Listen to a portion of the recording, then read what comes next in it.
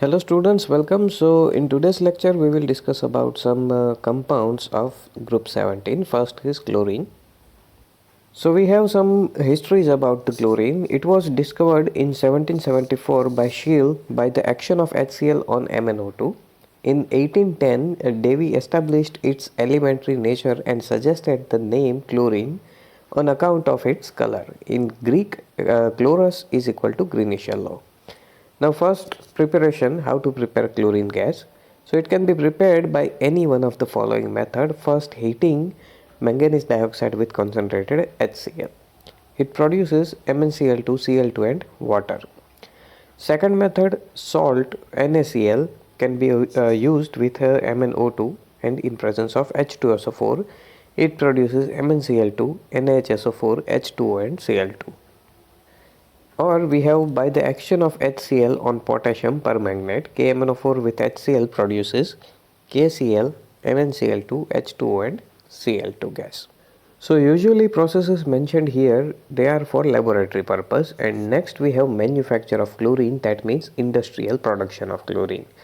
So first is Deacon's process by oxidation of hydrogen chloride gas by atmospheric oxygen in presence of CuCl2 as a catalyst at 723 Kelvin temperature. So simply HCl becomes H2O and it replaces Cl with oxygen. So you will get Cl2 gases. Next is electrolytic process. Chlorine is obtained by the electrolysis of brine, which is known as concentrated NaCl solution or concentrated C solution. Chlorine is liberated at anode. Now this reaction is already discussed in electrochemistry. We have three different type of processes for NaCl: molten NaCl, low concentrated solution of NaCl and high concentrated solution of NaCl. In all of these three cases you will get different type of products, and one of the products in these processes is Cl2 gas. So as mentioned, in concentrated solution of NaCl we have Cl minus, and Cl minus oxidized to Cl2 gas. So that's why it will liberate on anode. It is also obtained as a byproduct in many chemical industries.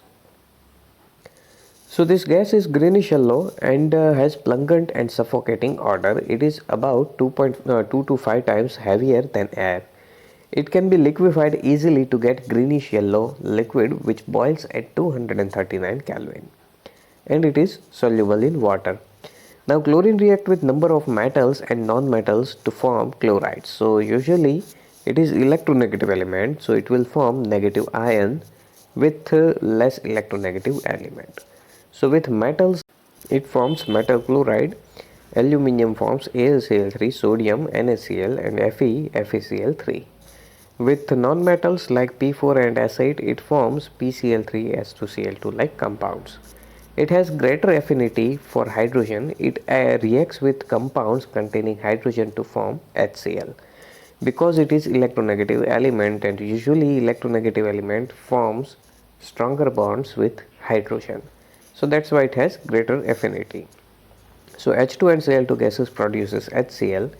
H2S Cl2 will replace sulfur in H2S to produce HCl, and in C10H16, that means hydrocarbon, when Cl2 reacts with hydrocarbon it produces HCl and carbon.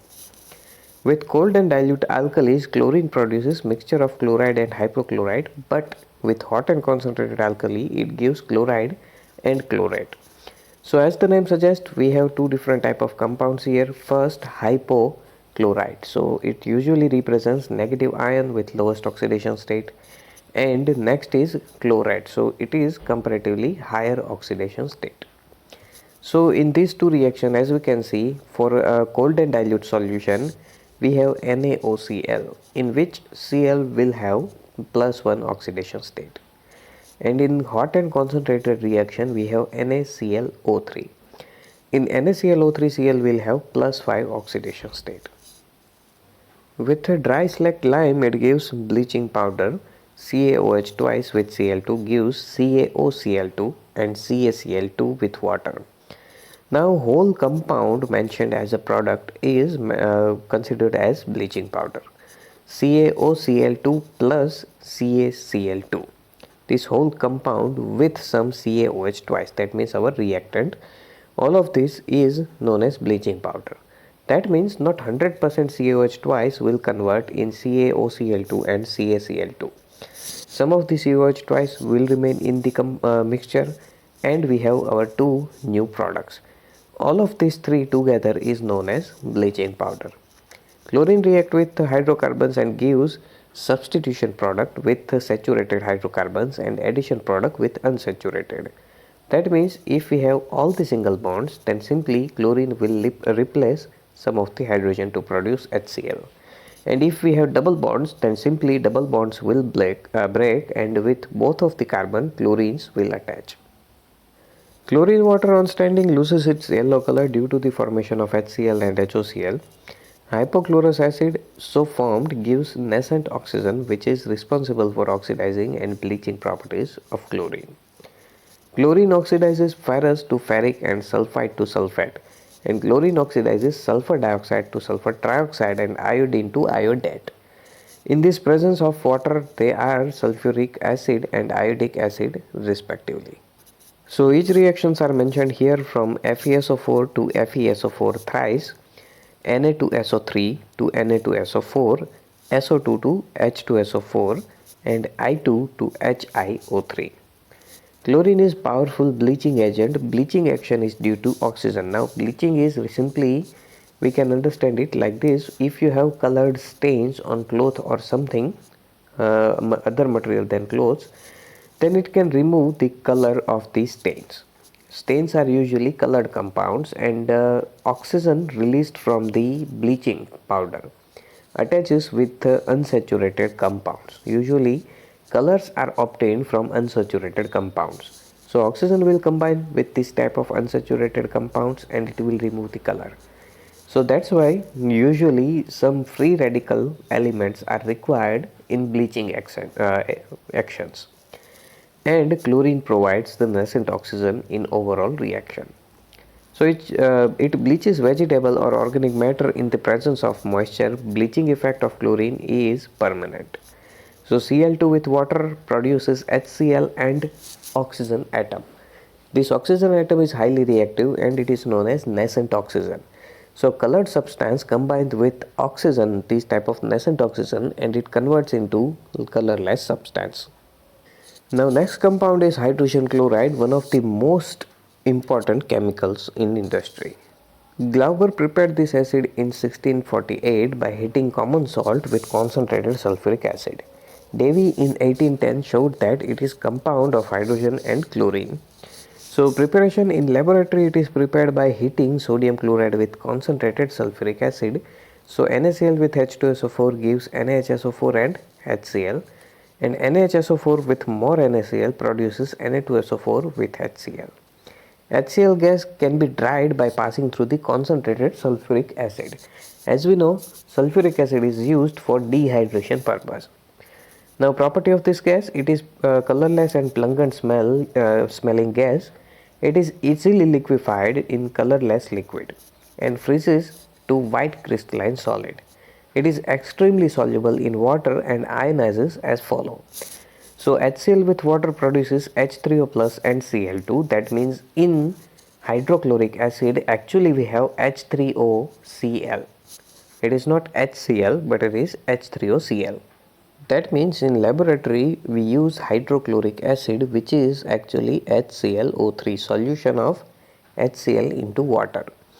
Now Ka value of this is 10 raised to 7. So it represents it is very highly reactive.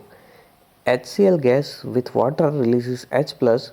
H plus will combine with water molecule and Cl minus will be left. So that means this reaction has Ka is equal to 10 raised to 7. So it has very high amount of product. So efficiency of this reaction is very high, and that's why HCl acts as strong acid. Its aqueous solution is called hydrochloric acid, and high value of dissociation constant indicates that it is strong acid in water. It reacts with NH4Cl to give white fume of NH4Cl. When 3 parts of concentrated HCl and 1 part of concentrated HNO3 are mixed, it is called aqua regia, and it is used for dissolving noble metals like gold and platinum.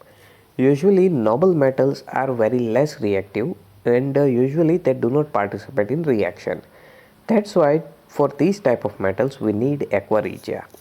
So gold with 4H plus and NO3 and Cl minus produces AuCl4. This is salt complex compound and that's why it is soluble in solutions. Similarly, platinum forms PtCl6 2 minus and again it is ionic complex compound, so it will be soluble.